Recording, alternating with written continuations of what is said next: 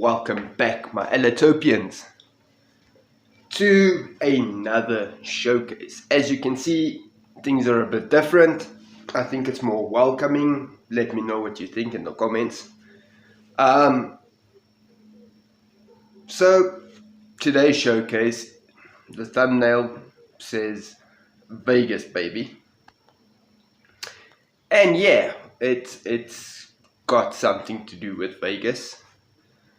But because this is a double feature, before I get into the main showcase, let's take a look at another channel. Another channel I found browsing around YouTube, because you know that's what I do. And I think it's was quite an interesting channel, but we'll talk more about that just after we watch this video. Isla Kastner, also known as the occultist, was born in 1932 to Father Kastner, a priest in Brookfield, Connecticut. We know this based on Father Kastner's photo album that he shows to Lorraine Warren. Not much is known about Isla's mother, except for the fact that she died during childbirth. This led Father Kastner to make the decision to raise Isla in secrecy in an old mill at the edge of town, where the church wouldn't find her. He made this choice because, understandably, the church would probably have a lot of questions about how a priest, who took a vow of celibacy, suddenly has a biological child. And I think claiming immaculate conception was probably out of the question. Though I do kind of wonder why he wouldn't just claim that he found the baby and offered to take her in. It's not like paternity tests were common in 1932, but maybe it still would have looked suspicious if they looked alike. Secret romantic affairs were not Father Kastner's only hobby. He became obsessed with the occult, and for much of Isla's childhood, she witnessed her dad studying Satanists to try to stop them from spreading their evil. His interest in studying the occult, combined with Isla's confinements to where those occult objects were kept, ended up creating a perfect storm that led to Isla becoming the exact type of Satanist that Father Kastner feared. To find out how Isla became an occultist who dedicated her life to an evil curse, stick around to the end of this video. This video is sponsored by Audible.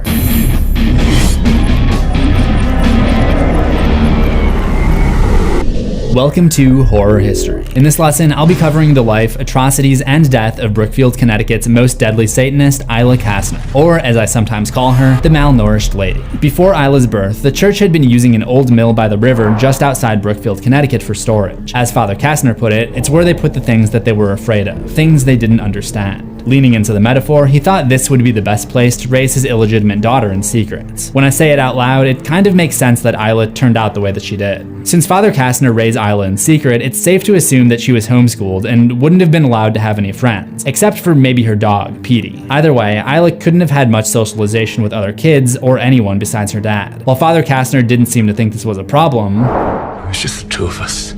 Our happiness filled this house. Isla seemed to have a different opinion. Having to be hidden away from the world in shame, along with her father's obsession with Satanism, made for a deadly combination as Isla grew up with a thirst to get back at the world that she had been shunned from. In order to understand the deadly curse that she dedicated herself to, we'll need to take it back to before she was even born.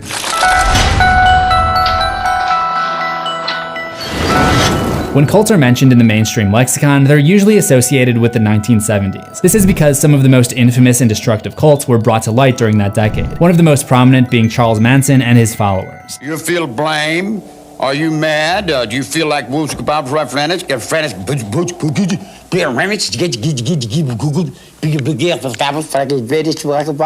However, cults had been feared by civilians for centuries before this. According to Penn State humanities professor Philip Jenkins, there are cults on record that date back as far as the late 1800s. However, it wasn't until the early 1930s when the earliest recorded anti-cult movements began. As new political and religious groups started to form, there was a backlash, and many of these groups were speculated to be cults of Satanists who promoted devil worship. The media of the 1920s really ran with this idea, and both the Christian and Catholic sects of the church found these groups to be particularly threatening. So this is where Father Kastner's concern about these cults started. Even prior to Isla's birth, he was likely spending a lot of time at the mill as he studied these groups. After Isla's birth in 1932, she grew up in isolation. Instead of doing the things that a kid would normally do, like play with other children or eat food, Isla explored the tunnels below the mill, becoming very familiar with them. Meanwhile, at home, her father's office was littered with cursed items from different Satanists that the church had investigated. Even if Father Kastner had tried to keep Isla out of his office where these items resided, she inevitably would have still found her way in to explore, just as Judy Warren later did at Ed and Lorraine's locked room of cursed items.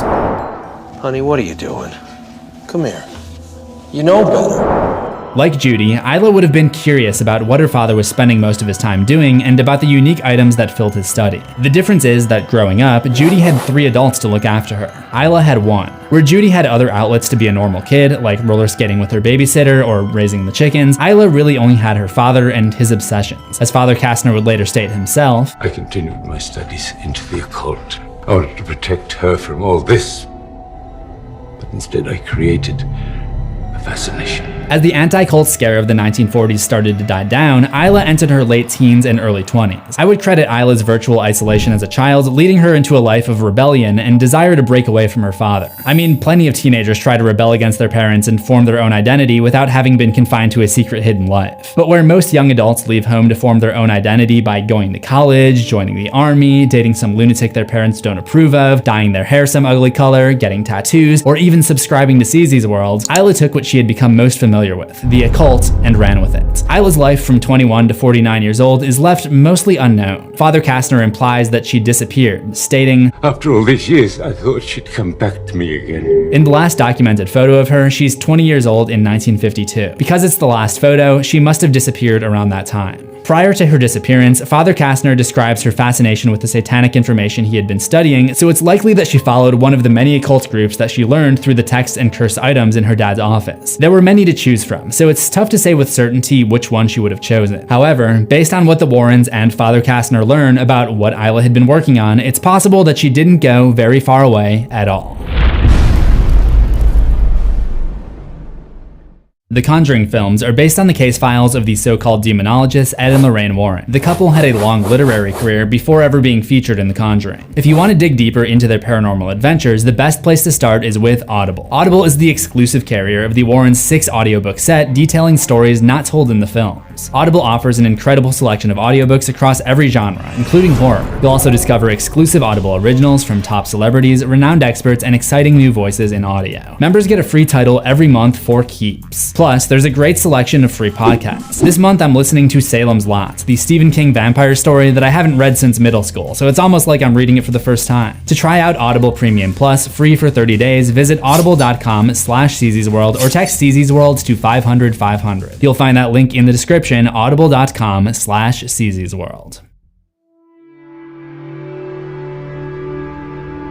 Father Kastner studied many cults, but one that occupied most of his attention was the Disciples of Ram. This is the same cult that Annabelle Higgins was part of when she and her boyfriend butchered her adoptive parents and attempted to kill the neighbors under the control of the demon Malthus. If you want to know more about Malthus, check out my horror history episode on Malthus, which goes into more detail. But did Isla join the Disciples of Ram, or just take influence from them? To answer this, we'll need to look at the timeline. From what we see in Annabelle, the cult has gained enough notoriety to become a concern to the general public around 1966, when Annabelle Higgins left her family and, similar to Isla, disappeared. Isla left home in 1952, so it's unlikely that she would have joined this specific group, because Father Kastner probably didn't start studying them until the 1960s. Plus, the demon that Isla summons later is definitely not Malthus, but we'll get to that. Isla really could have traveled anywhere to investigate any of the occult items or groups that her father was so afraid of. But it's also very likely that she was living in the tunnels below the mill for the last few decades. It would at least explain why she looks so malnourished and pale. Throughout the 1970s, assuming that she had access to any newspapers, radio, or television, she would have witnessed her dad's fears come to fruition, as some of the most destructive cults were revealed. The Charles Manson family was caught in 1969, and the Jonestown Massacre occurred in 1978. These cults may not have been satanic cults, at least not directly, but regardless, concerned mothers, and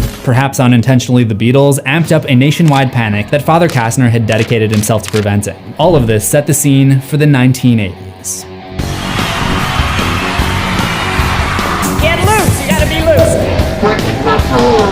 Finally, champions on this January day. To describe this story as horrifying would be an understatement. Satanism, devil worship, is being practiced all across the country. Devil worship, exposing Satan's underground. To some it's a religion. To others it's the practice of evil in the devil's name.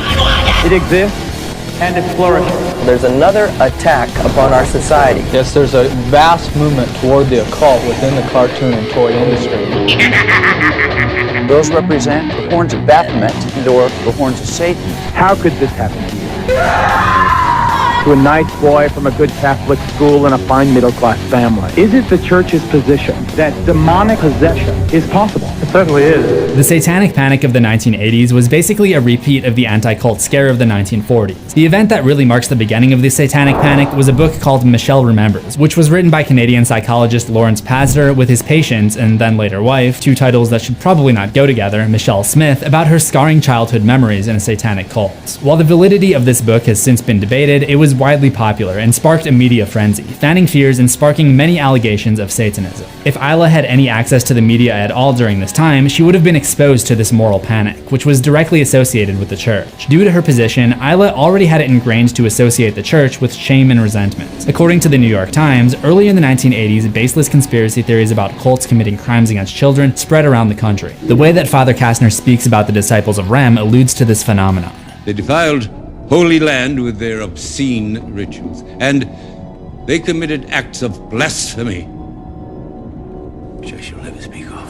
With years of built-up resentment towards her father and the world around her, this outbreak of alleged satanic activity gave Isla the motivation to act on her occult findings in her late 40s. She discovered a curse from a section of witchcraft called the Stregoria. The Stregoria is a practice of witchcraft originating in northern Italy. It was a modernized paganism, and most of the incantations are spells aimed for a bountiful harvest season or wishing for a loved one to return home safely from travel. But Isla found a much more specific and darker curse. My Latin is rusty, but I think this is talking about human sacrifice.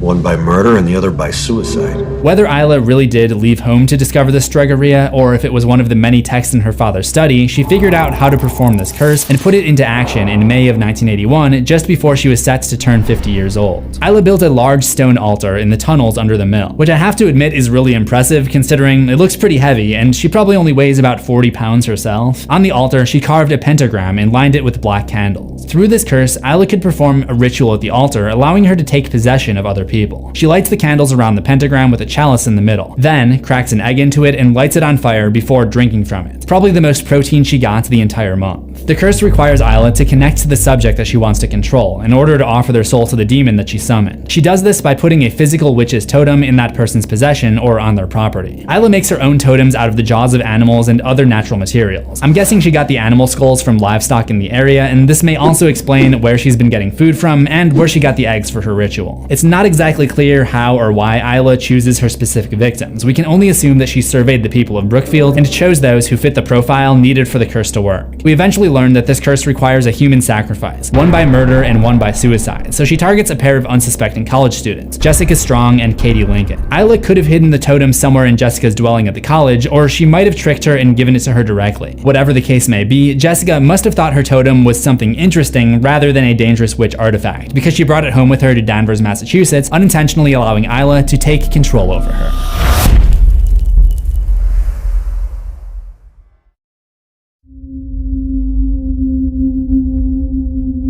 After placing the curse on Jessica Strong, Isla was able to see everything she was doing. Late one night, Jessica brings her friend Katie Lincoln to explore the forest, and with the two isolated from any spectators, Isla took control of Jessica and proceeded to stab Katie to death. When Jessica came to and realized what she had done, she ran away in a panic in the dark, leading her straight off the side of a cliff where she fell to her death. Technically, the murder and the suicide had been fulfilled. The next part of the curse involved the sacrifices of 3 more people: the child, the lover, and the man of God. First, she would go after the child, which brought her to the Glatzel family, who had a young son, 8-year-old David Glatzel, and were in the process of moving into their new home in May of 1981. Before they even began moving in, she placed a totem under the house directly below the child's bedroom. David started to exhibit strange behavior and signs of possession, so as we've seen many times in the Controverse, the Catholic Church soon got involved and the paranormal investigators Ed and Lorraine Warren were called in to help. They were able to get the approval approval of the church to send a priest to perform an exorcism on David. On the night of July 18th, 1981, Father Gordon came to perform the exorcism with the assistance of Ed and Lorraine. Only, in this case, the exorcism got way out of hand and ultimately was not successful, thanks in some part to the visions that Lorraine had connecting her to the tunnel where Isla was performing the ritual from. These visions seem to cause physical pain to Lorraine, and ultimately, young David, whose demonic possession is being channeled through Isla, breaks free and attacks Ed. In an effort out of desperation, the boyfriend of David's sister, Arnie Johnson, willingly offered his soul to the demon in an attempt to save David. Leave him alone! I can't live!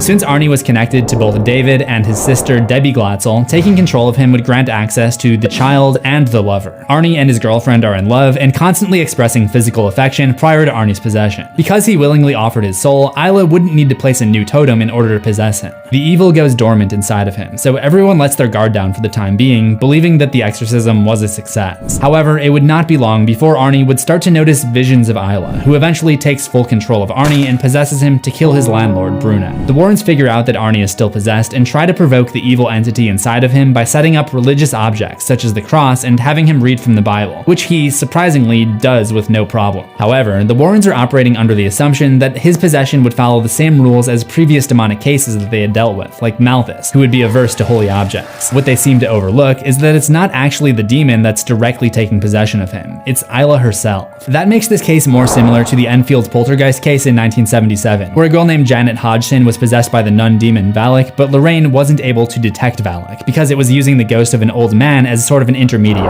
Isla also uses a different tactic at times. When she takes possession of people, she'll give them visions of horrifying creatures threatening them. This leads the possessed people to react by attacking the people around them. Personally, I wonder why she does this so often instead of just taking direct control of her victim, like she did with David. This is one of those cases where the Conjuring lore isn't really that clearly defined and we have to make our own assumptions. The best guess that I can come up with is that the rules of the curse that she's trying to perform require that her victims carry out the actions themselves. So for example, when she needs Jessica Strong to end herself, she can't just take control of Jessica and run off the cliff. She has to scare her into running off the cliff on her own. However, she does later attempt to get rid of Arnie by literally just taking control of him and having him slit his own wrists, but maybe that's not part of the curse. Maybe she was giving up on Arnie as a vessel at that point because she didn't like Lorraine being able to see her through her victims. Otherwise, you would think she would have just done that to all of her victims to begin with. Or maybe she just enjoys tormenting her victims and seeing them react. That's the easier but less fun explanation. As I alluded to, when Isla initiates the curse, she didn't anticipate the Warrens' involvement, and their investigation throws a significant wrench into her plans. Ed and Lorraine investigate at the funeral home that Jessica Strong is resting at, where Lorraine, due to her abilities, is able to see through Isla's point of view. Oh, she has him. She has Arnie. Oh, no. Oh, God. End this Black Sabbath. By the blood of Calvary, I command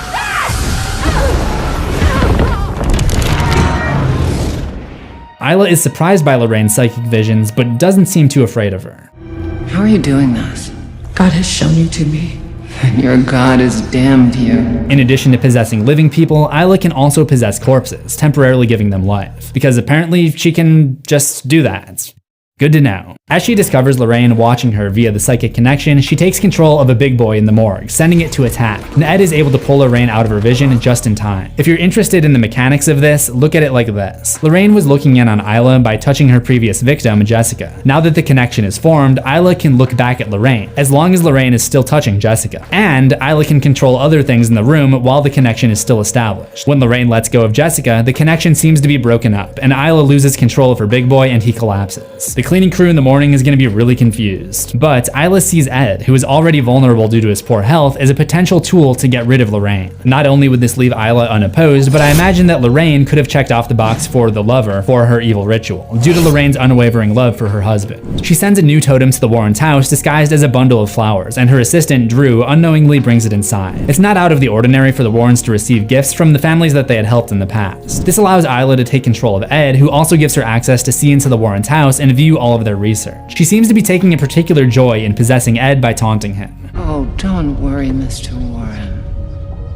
You're so close. I'd hate for you to give up now. Once again, using the tactic of encouraging her victims to do the dirty work by giving them misleading visions, she gives Ed a vision where he's being attacked by the bloated, possessed big boy from the morgue, causing him to grab a knife and try to fight back. He is just barely stopped by Drew before actually stabbing his wife. Together, they find the totem and remove Isla's ability to access or control Ed. Isla knows that the Warrens are closing in on her, and they now know how to stop the curse by destroying her altar, if they can find it, so she must enact the end of her curse fast if she wants to succeed. To make matters worse for her, Lorraine goes to Father Kastner for help translating the Stregoria, having no idea that she's so close to Isla and her altar as she does so. Father Kastner also reveals that Isla is his child, and that he is aware of what she's up to, but he couldn't bring himself to turn her in because she was his daughter and he still loved her. I would assume that all of these sentimental feelings are not mutual, however, because as soon as Lorraine leaves, Isla pays her father a little visit.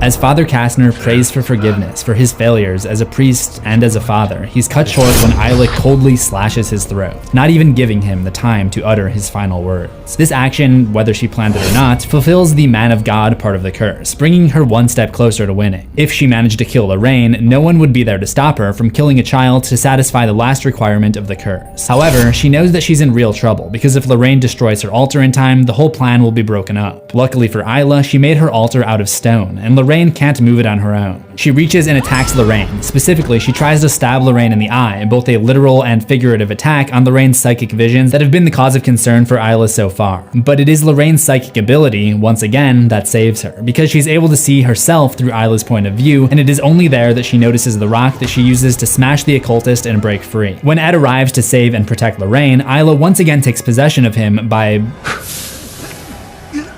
blowing dust in his face. It seems like they're just making rules up at this point, but I guess maybe that was like a ground up witch's totem. Who knows at this point? Honestly, let's just roll with it. When Isla takes possession of a person, she works the same way a demon does, in that she can split her attention between the possessed individual and her own self. We saw this in Annabelle Creation, where the horned demon Malthus could terrorize people in one location and the possessed Janus would come after people in the other room. Isla uses this technique to her advantage by sending Ed after Lorraine with a mallet to distract from her, returning to the altar to take control of Arnie one more time. She starts the ritual with Arnie's photo. As he writhes in pain under Isla's possession, she gets him to pick up a shard of glass and hold it to his own throat. Luckily for Arnie, his girlfriend holds his arm back, while the priest goes into some prayers to try to rid him of his possession. Meanwhile, as Ed attacks Lorraine, she pleads with him to remember their first kiss. She tried to turn you against me because she thinks our love is our weakness, but it's not. These words get through to him, and he's able to regain control of himself and smash Isla's altar, carnival style, breaking the curse and releasing Arnie from Isla's control.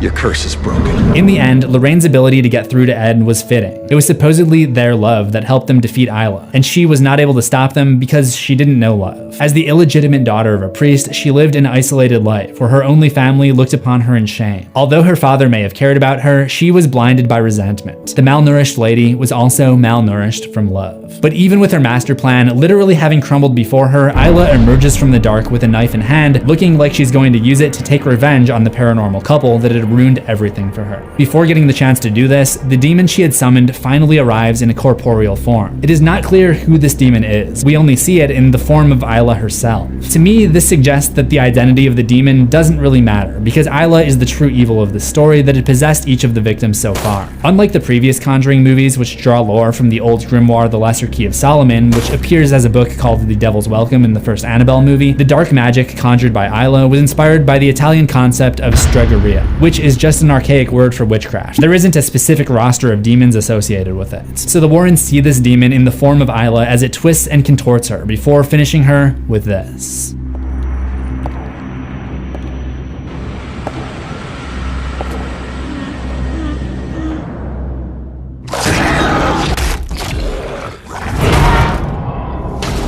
Ed explains that she promised this demon a soul and it would not go back to hell without one. And that concludes today's lesson on the occultist Isla, the malnourished lady. Click the playlist on the left for my analysis of other evil entities in the Conjuring universe like Bathsheba, Malthus, and Valak. And remember to subscribe to CZsWorld for new horrors every week, ring the death bell and select all notifications, and I will see you in the next one, assuming we both survive.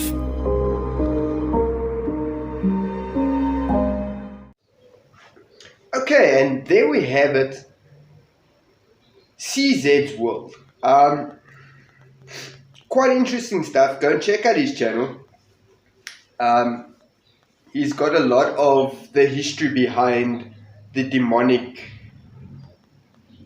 entities behind the Conjuring movies. He also does videos that kind of point out things in specific movies. Very, very interesting channel. So down in the links below, of course, like usual, nothing different, the link to his channel. Go and check him out. Go and subscribe if you haven't already. Really well worth a subscription, well worth going through his playlist to see what he's got. He's got The Conjuring. He does talk about in one of them Bathsheba, which is a little bit controversial in my opinion. I think I have touched on the subject before. If you would like me to do a video on my exact thoughts about Bathsheba, drop it in the comments below that yous would like me to go a little bit more in depth about it. It won't be a very long video because what I've got to say about it is my point of view, and it's pretty straightforward, like I am. Right. But now, getting to our main showcase for today. Vegas, baby. Quite an interesting one. This is a team that I discovered through I was in a couple of live chats, and what I do in the live chats, I don't normally chat. I might just say like, hey peeps, or something like that. But then I go through who's there, and I go check out their channels. I normally subscribe. Well, I always subscribe. And I came across them. I made contact with them. We talk a lot on Facebook. I'm going to get to Facebook in a couple of minutes. But I went and checked out their channel. I spoke to her. She recommended a couple of videos. Got a few shorts that isn't really appropriate for my channel because I like the longer stuff. But did pick a video, freaking awesome. So let's go and check them out.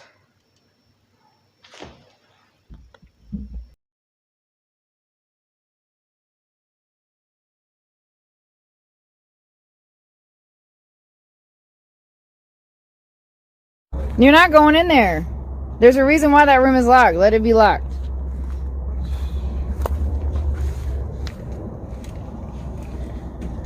Look at this crazy motherfucker.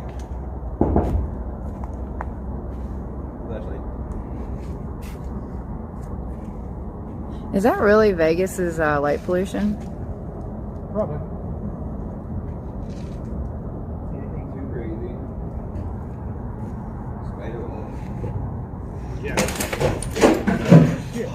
You okay? Oh my god, this dude. I know, this.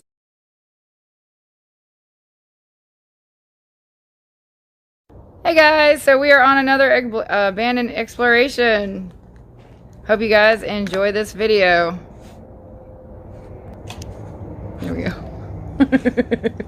I'm blinded by the light. I'm like, the fuck? Blinded by the light. And we have Web 702. Yep. Yeah. He's like, whatever. So I think in order to go upstairs, you gotta go around. Go around to the front of the building. Yeah, you gotta go around. Oh my god, we have grass. Hey, look, the desert has green. Yeah, and the stairs, just like it's right. Yeah, you gotta go around the front. Well, around. We actually went around the other way during the day. We went around that whole burnt area.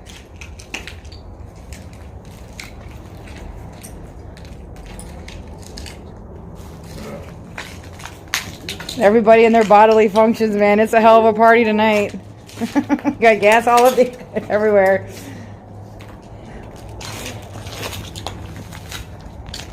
Gas and glass.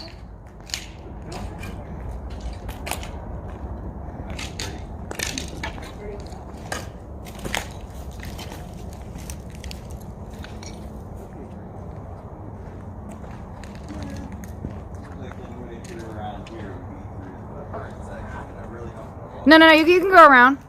You can go around to the stairs on the other side. Or through the little woods.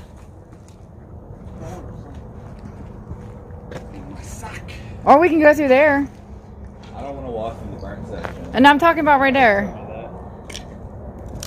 See where the roof came down on top of it? I don't want to walk through that.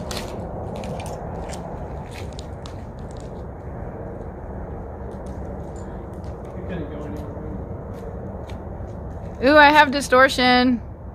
Nice. Alright, so up here, at one point, someone tried to set the building on fire.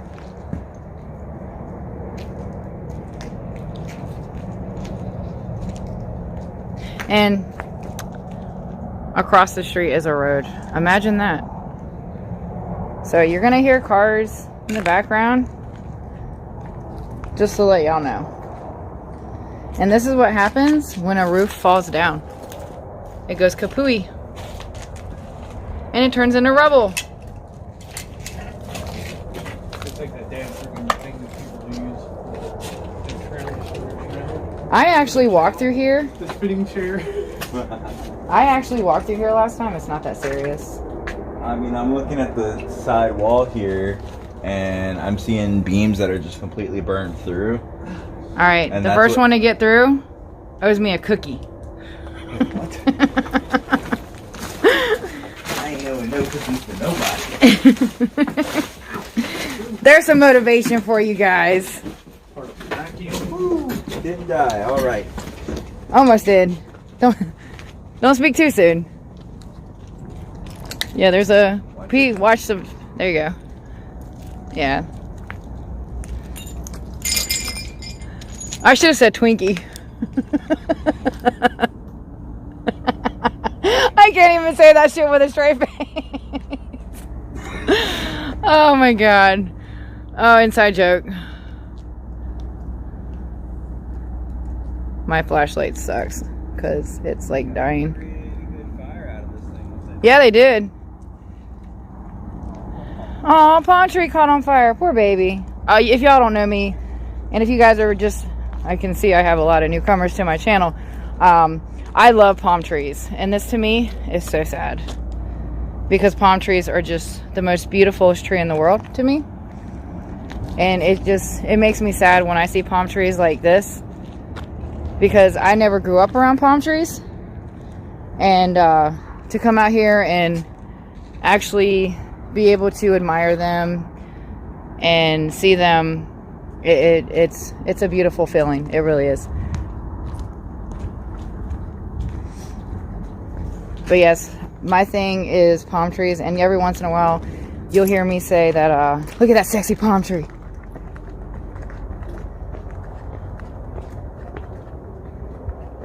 We going up some stairs, y'all. See if y'all can see all that crud over there.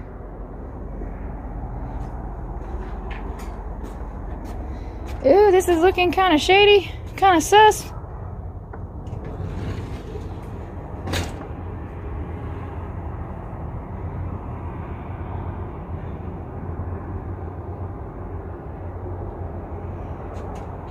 So this hotel actually at one point, hello?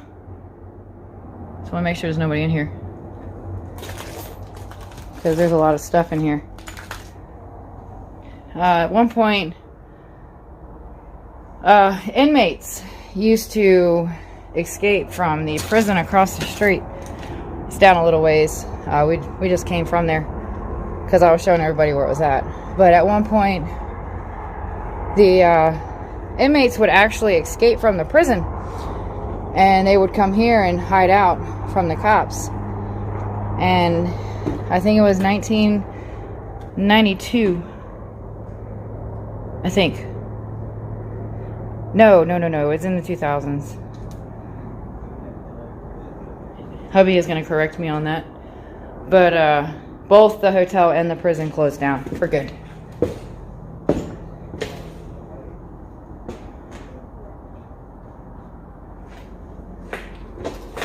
Hi. Surprise. How you doing? We were underneath you. I know. Because I went up those stairs down there. Of course you went up the stairs right next to the burn section. I know, right? Because I'm such a daredevil. I'm the one that was pushing you guys through here. Let's do this. So.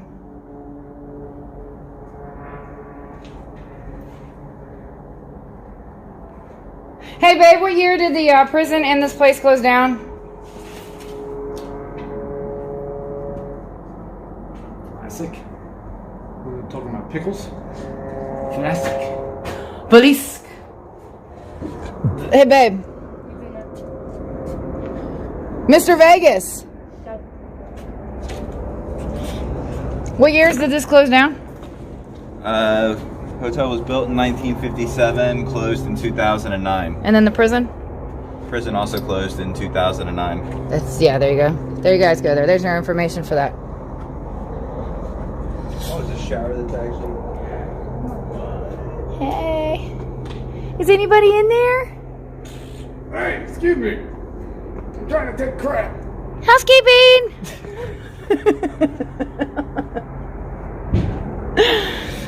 Oh my god.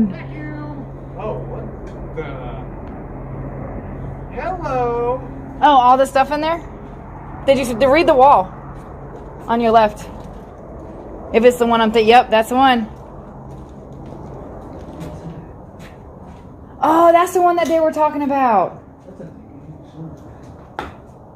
Now, guys, this is my favorite saying right here, and I actually have taken pictures of this before. Again, when I go to a location, I do not take from it. I'm just here to film it. Oh my god, it's heavy.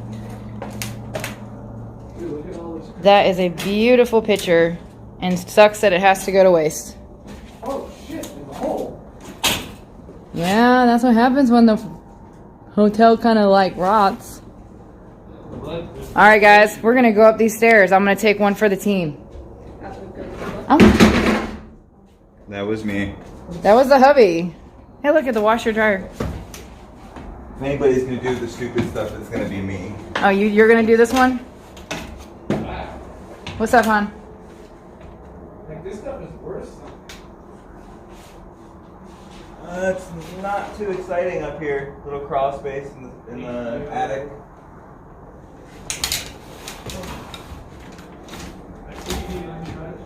Yeah, I don't like these stairs. Hey, a Def Leppard CD. Nice. Leave it there. An ancient Dr. Pepper can. Hey, a pull wrench. Check that out. Hey, look at all these checks. A pull wrench.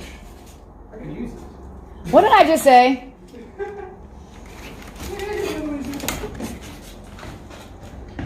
Just to show you guys, and I'm reckoning these are either the checks that they would use. Yeah, these all say.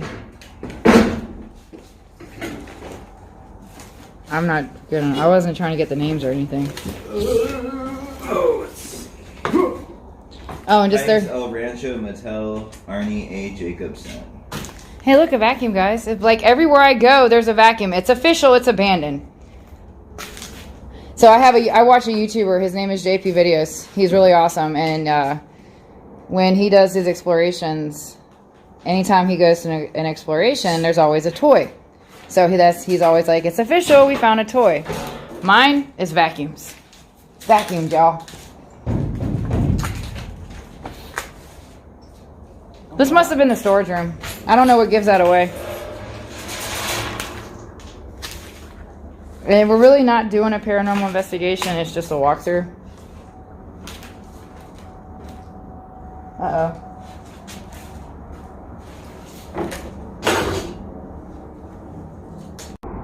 Okay, so we're back.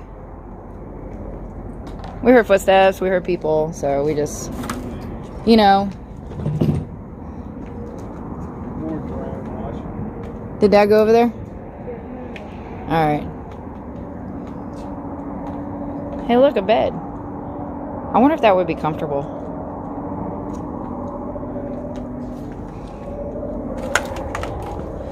A refrigerator! Need clothes hangers? Shitload of them. Let me see. Anybody need some hangers? God, why are you making so much? Between you and Davey, you guys are terrible. No, this looks like a freaking plastic bag. It's not. It's like, what the hell? I'm thinking that's a washer. That one's a washer, yeah. Alright, so upstairs with a dryer. So this also must have been a, whatchamacallit, a storage room as well. I mean, they could have turned this into a freaking, like, efficiency, you know? Hey, look, another vacuum.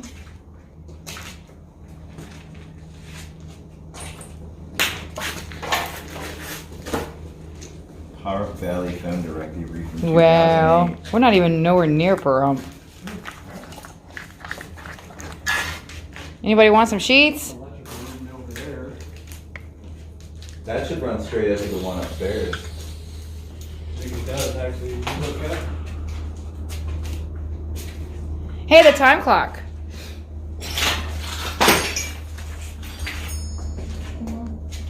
God, you guys are loud. Jesus. Can't take y'all nowhere. A lot of broken glass.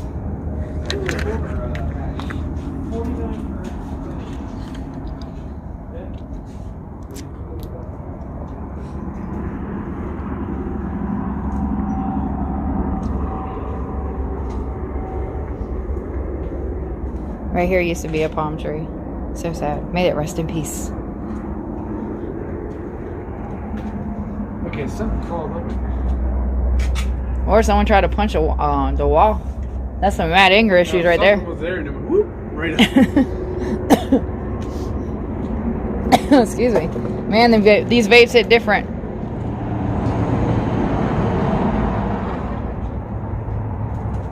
Solid copper right there. Thick copper. And that copper can stay right in that wall. Oh, that's another building. It's really cool. It's really, really cool. We'll go in there in a minute. No. This one. We'll go in there in a minute. It's really long. It's really, really huge place. It's freaking nuts. Palm tree, may it rest in peace. Reese's. Peace.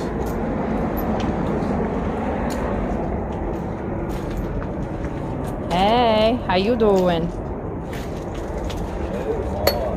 Oh. Hello.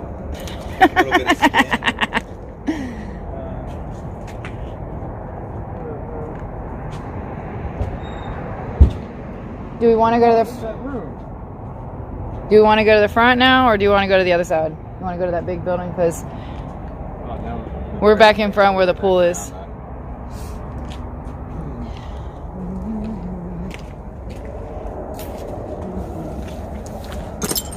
Like I said, we did this during the day. I wanted to come back and see what it felt like at nighttime.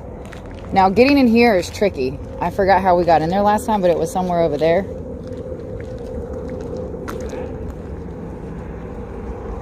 Well, there's all the hay.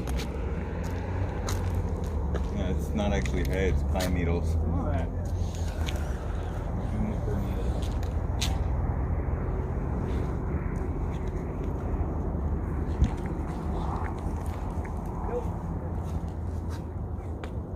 Yeah, you got to get in on the other side.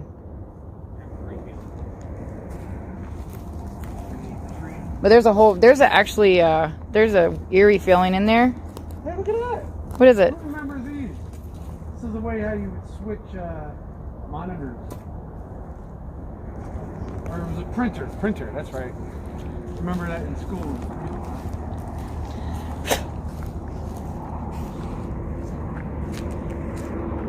Come on, duck. The ducky. Say hi, ducky. She's like, whatever. Excuse me. Burps come out. Huh? Oh. There's the person that we heard. Oh, nice. Ask if they're a YouTuber. Oh, I think they're going back to the... I think they're going back to get all day. That's awesome, though. You know what I'm saying? Watch it be mocked.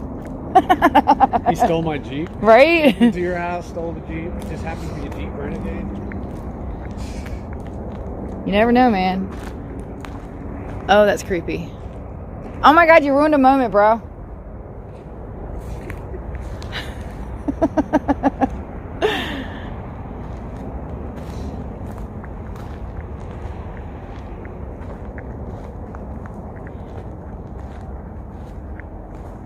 All right, so to get in here,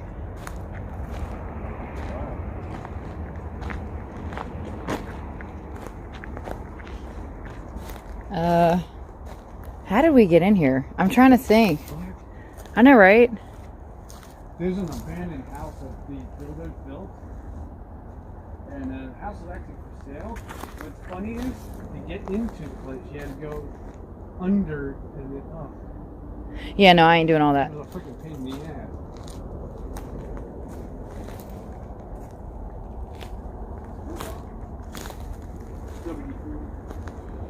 Yeah, I think we walked through here and we went inside.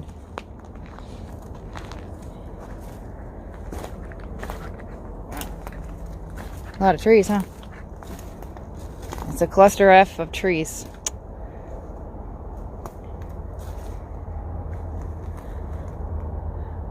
No, never mind.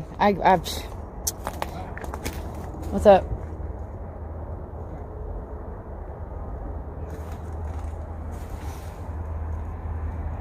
This looks like sand. Looks like sand. But it's actually glue for concrete. That's my story and I'm sticking to it.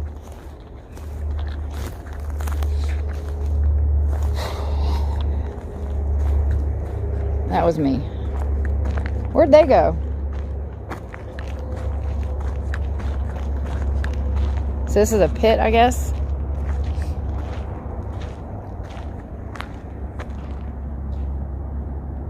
That looks creepy.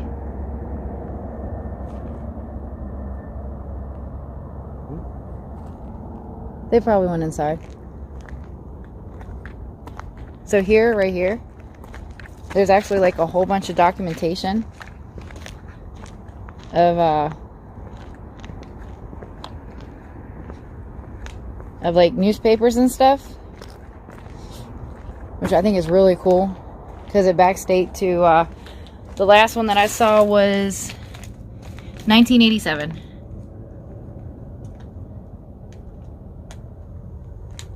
And it was the Baker Valley. That's the printer.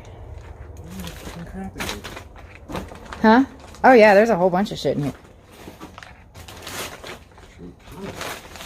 Just be careful, because I don't know what's...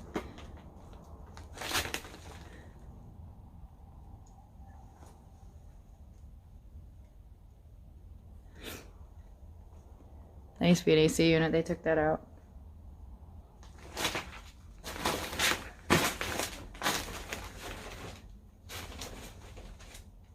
That used to be a paper printing machine. That is really cool.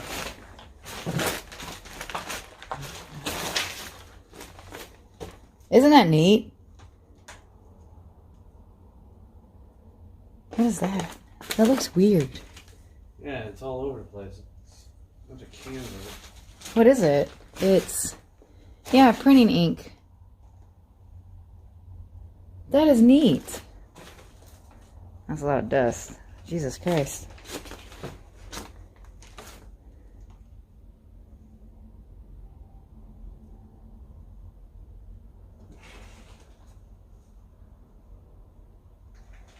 Do you get a vibe in here, or is it just me? It's kind of odd. Okay. It's not like a haunted vibe, it's just a weird vibe. The vibe I have is that it's like we're not alone. Right, exactly. That's what I feel right now. I forgot to turn on my... Not actually. I forgot to turn on my thingy. Holy crap. What's up? Oh, it's empty. Cassette tape. The youth will never understand. Cassette tape? Yeah. Oh, I know that. I used to have them until they came out with CDs. Remember, I'm old.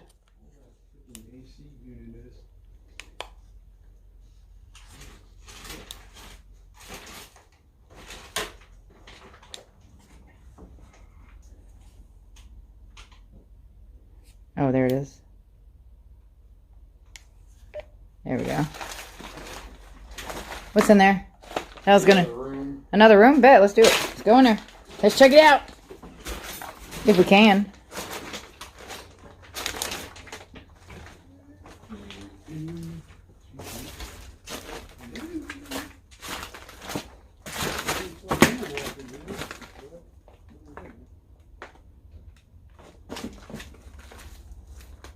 Huge ass mess.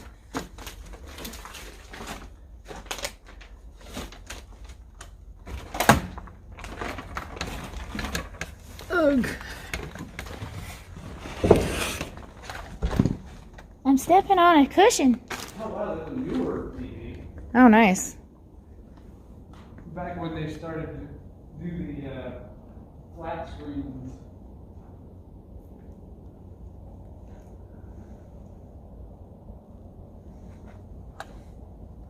And now they have the actual flat screen.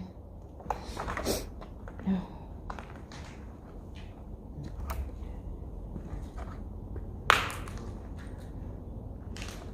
a freaking Dodge Ram headlight. That's fucking hilarious.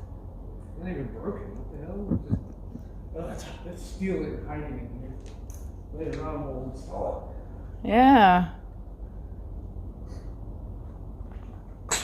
Hey, look over here. Bro. Look over here. Look over here. That was me. What is this?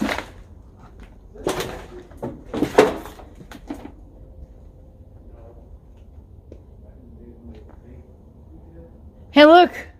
I found another room. And it's just, my camera's distorted.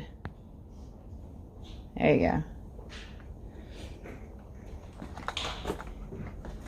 See, I didn't see this the last time we were here.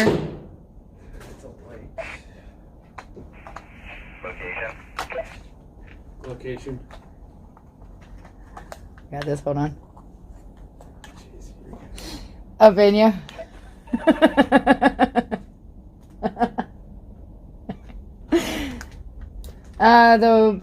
The barn looking thingy. It's a speed bag.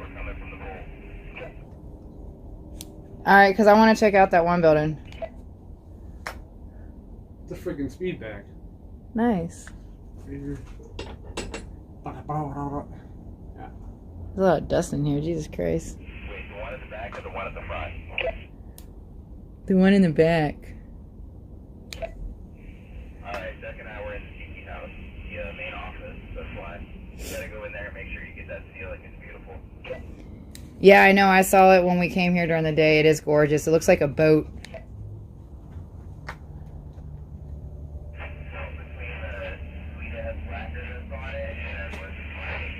I can't hear him.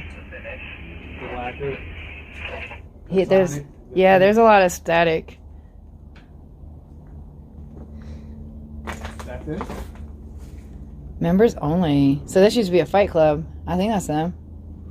Hello?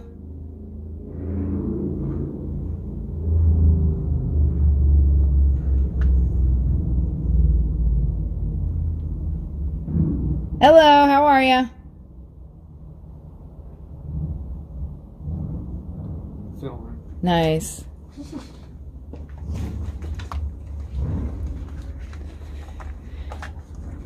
Did you hear that? Right? They're trying to do one of those ones. Did you hear that? Did you hear that? That was a spirit saying hello. This is a pretty chair. That's like really pretty.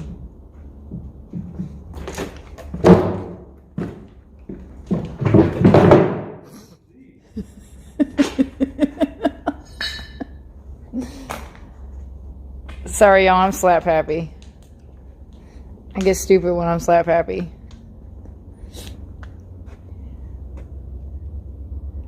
Well, that's good to know that we're not the only ones here.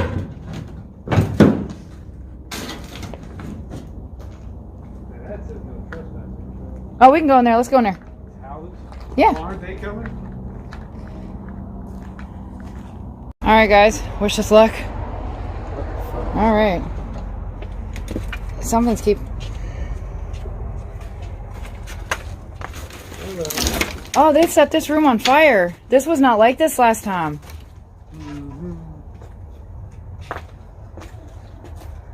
Be careful.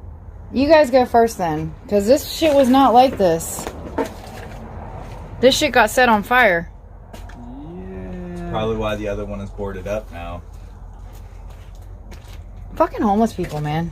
I'm telling you, they don't know when to stop. I mean, everybody's just trying to survive. Yeah, because this shit was not like this at all last time. Yeah, look at this roof. Okay. It's a lot of scale. Damn. How bad is it? Ooh, it smells. This was fresh. You can smell it. That is certainly fresh. Look at this.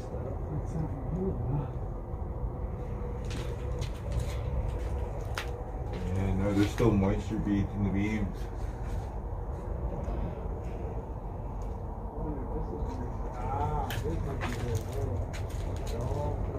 Yeah, because all this was not like this last time. It was, there was like a kitchen and it was set up really cool. Yeah, someone started it. Yeah, no, out. Why? I was hoping that was just scale, but after checking that door frame just now, that is all fucking loose.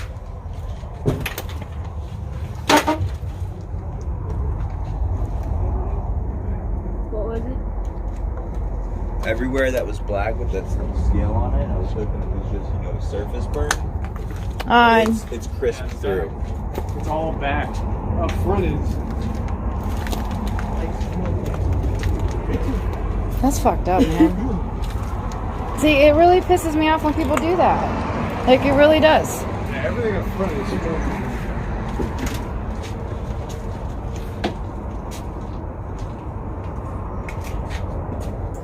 See, this still has moisture in it from being hit with the hoses. That back room guy hit the front. If you look up everywhere that is black with that carpet on it, that's like fucking paperboard at this point. That could come down at any minute.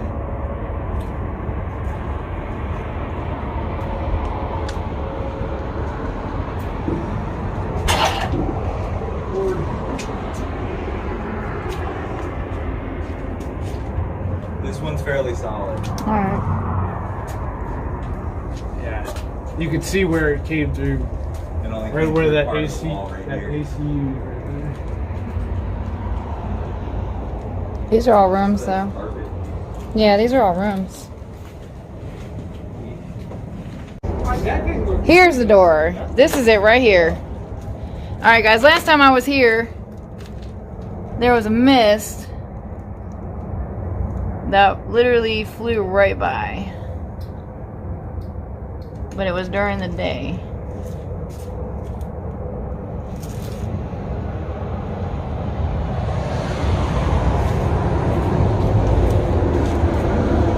Hey, I found all the furniture. If there's anybody in here, you want to speak to us?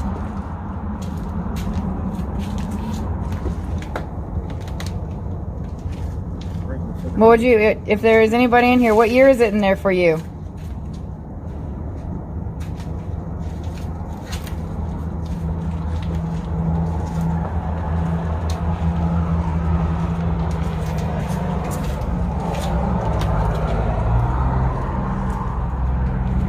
That room has a lot of mold.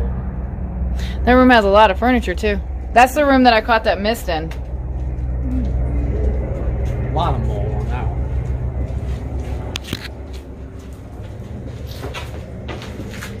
Yeah, fire right there. Someone blew up the door right here.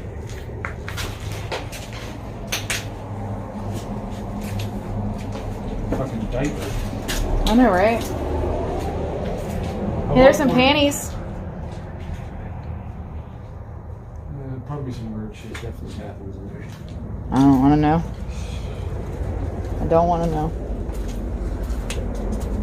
Yeah, that one doesn't open. I would laugh something knocked right back.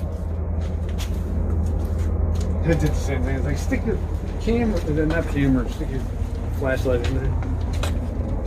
Yeah. Alright, well now we're saving the best for last.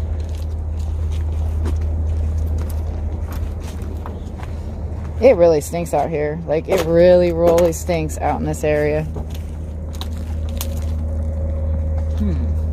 And now we're back to the back part. This is one of the ramps that you can't get into. I wonder why. Let me see. Let me put my camera in there. Hold on. Don't move nowheres. I wouldn't do that. Don't mess with it. Don't mess with it.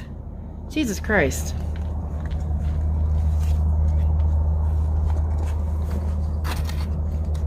Stop. Oh.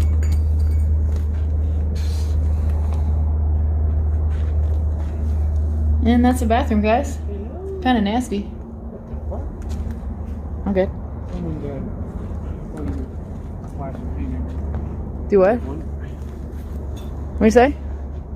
Someone bummed me that? I think so. That on my flashlight. You're not going in there. There's a reason why that room is locked. Let it be locked.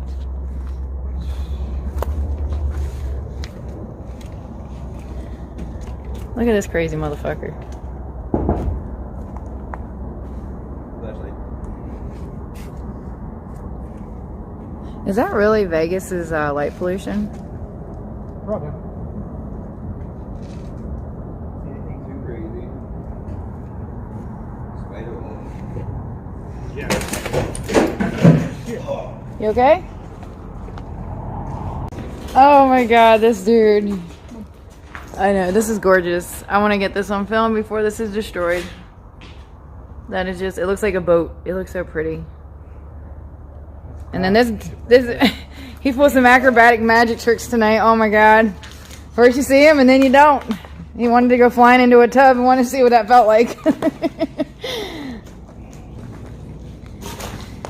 Man, I really want to put that hat on, but yeah, no.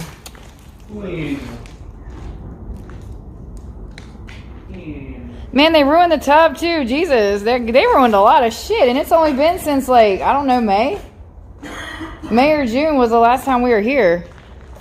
It's starting to buckle. If you look up on this side, you see where the supports are starting to pop.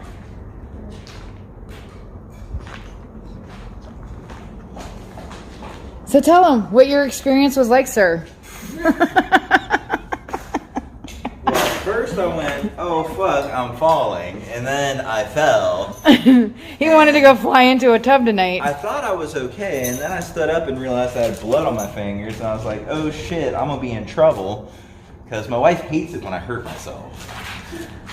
So, there's Mr. Vegas for you guys, our acrobatic magic and magician over here. Life is an adventure with him, I can honestly tell you. You never know what you're going to get. One day he could be sleeping all day, the next time he's just doing magic tricks in window. I just wanted to know what was inside the rooms that were closed. There's a reason why it was closed. Yeah, mine does that too. Oh my god, this looks creepy as shit. So cool.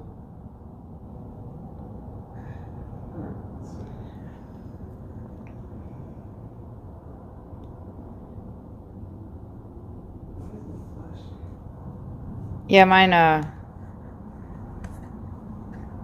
and there are other people here filming, so we're kind of like walking around each other. It's kind of neat. The reason you can't get in there is because it's too... Alright, see that guy's right there? And then show me your elbow. It's just a scrape. Doesn't matter. So this dumbass decided he wanted to fall out in a window. Hey, you know what? He fell in that window. I went for the Explorer, balls deep. There you go. Balls deep 2022. Another reason why you need to subscribe. Because we put ourselves out there to get you that content. Facts. Including hurting yourself. Including falling in a small bathroom window. Damn. Oh, it's kind of creepy, your shadow. And index finger was already busted. It just popped it back open. Yeah, so that Was little... that from the other This place one? we went to? No, that other cut. When we went to Laurency? No, that was on this hand. That was on my right hand. I'm like, I remember that. No, it's just an adjoining room, and both doors have the handles removed. That's why they can't get open. So it's stuff like that that makes... They're over there. I'm like, what the hell is that moving over there? Yeah, it smells like straight up ass out here. Like straight up. Alright, we never got to these down here.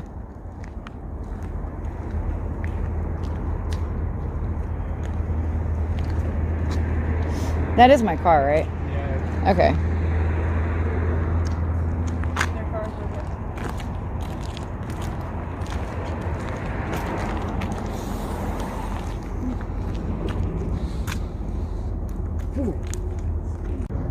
Alright guys, I hope you enjoyed that explore. Oh my god, it was so freaking hilarious throughout the whole entire night. But if you know, you know. Hey, what's you know. Have a good night. Like, subscribe, and comment please.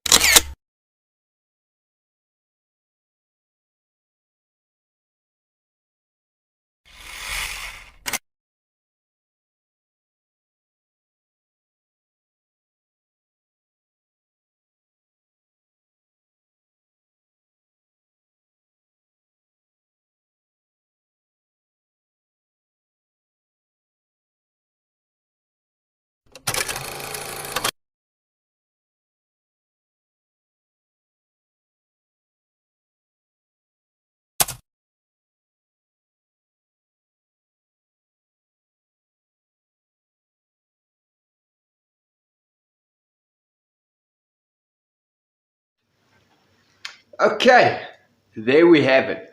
Vegas Paranormal.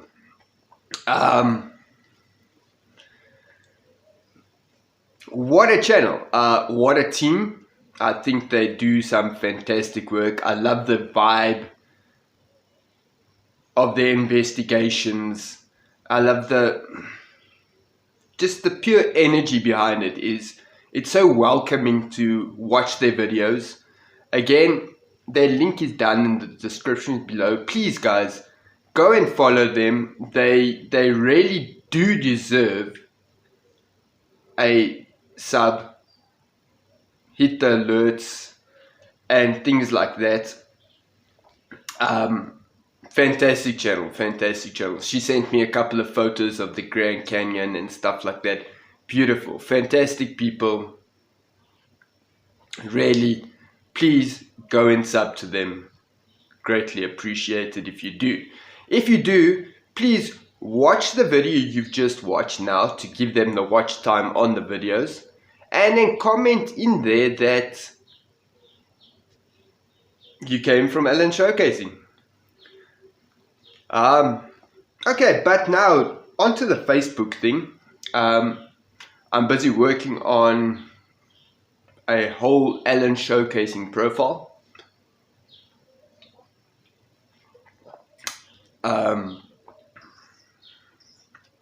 So when that is up and running, it will also be down in the descriptions below. It will probably be very soon, probably the next 2 or 3 videos that will be on, and I'm gonna have Ellen Showcasing email address that people can contact me there. When my Facebook page is running, please join the page, share it out, because I'm gonna put a bit of behind the scenes stuff and my preparations to doing a showcase and things like that. Then also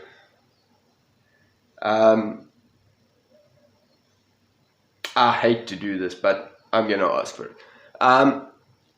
I need your guys' help in getting me some better equipment, because the phone I am using now is busy packing up. It throws me out just like that.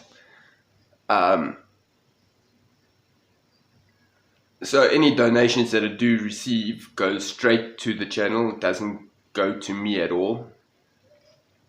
That is just to get better equipment, maybe better editing tools and stuff like that.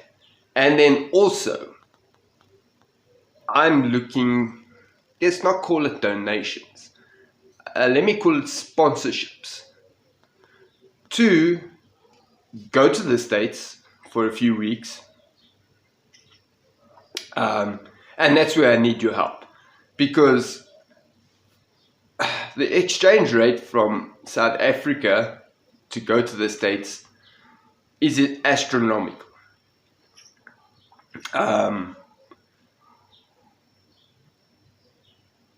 For me, it's like about 120,000 Rand, which is equivalent to about $10,000 or $20,000. So I need your help. While I'm there, I am planning on doing some collabs with Seven Souls Paranormal, definitely Seven Souls Paranormal, Jenny Love Paranormal, definitely Vegas Paranormal, Wolf and Hound. For me, accommodation might not be a problem, because I know a lot of yous live there, so I'm sure you could maybe accommodate me for a day or two. I would love to get to know more of yous. And then later down the line, I'm gonna look for sponsorships to go to Japan Suicide Forest. That I will not do alone. I'm gonna look for another paranormal team to go with me, because of my mental health. I would have to have somebody with me there. But that's way down the line, maybe like in a year or two. And yes, I plan on being around, still showcasing, still doing investigations in a year or two. And then also, I'm looking for sponsorships for myself and Vanessa to go to our haunted hospital. You can actually read about it. You can Google Kempton Park Abandoned Hospital, and you can read a bit of the background on it. There is some insane activity there. I was there many years back, virtually before phones had cameras and stuff like that, and the vibe inside there is so damn awesome. What I can do is I can make another video if you would like. Also drop that in the comments. If you would like me to actually do a little bit of a video about the history of the Kempton Park Hospital. It's pretty awesome. It's creepy as hell. It's dark as hell. Even during the day, it is insanely dark there. So any help to let me go into there, because you have to bribe the security guards. You need, I'm talking about the flashlight I had the other day, the battery went flat within 10 minutes. So for more flashlights and stuff like that. But that is on my list to do, to give you something really South African. There is some more haunted locations a bit further away, so any sponsorships or donations to the channel will help me get out there to do investigations, to give my point of views for better equipment. Basically just to help this channel grow even further. So I would like you to comment on the videos, because it does help with it. Watch it a few times, please. just to get my views up on it, and share out my channel, because I do need the subs. I want to get to the point that I'm monetized, and then I can have members to the channel that will also help grow the channel at the end of the day. So yeah, that is my begging. But please guys, if you can, remember, for you guys that play in dollars or pounds or anything, the exchange rate is extremely high from this side. So even $15 or $100 goes very far for me. First thing on my list is I need a new phone to do my recordings on. That is like top priority. The phone that I am looking at is a rugged phone. It has night vision.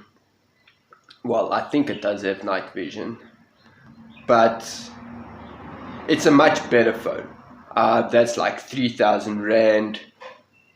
That would be about $200, I think, to get me a new phone. Because like I say, even with this exact video now, the phone is cut out on me like 3 times already. So the editing on this video is gonna be insane. Sorry about the noise. My next door neighbor, he fixes fridges, home stuff, so he does carry things in and out. But that's what you get when you kind of record from home and you don't really have a soundproof studio. Yes, I do drink Monster. It's like my favorite drink. I like the Mucho Loco. That's the one with the skeletons on and stuff like that. Pretty cool. Love the taste. There he starts his car. But guys, thank you for watching this video. Please watch some of my older videos just to get my view time up. Share the videos out that I can get some more subs. Please, I need the subs urgently, and that is fucking annoying.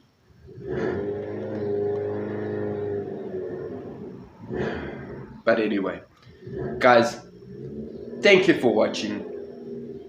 Let me get into editing this video for you guys, because it's gonna take time to edit this video up. And I love you all. Remember that. Always big hugs from me.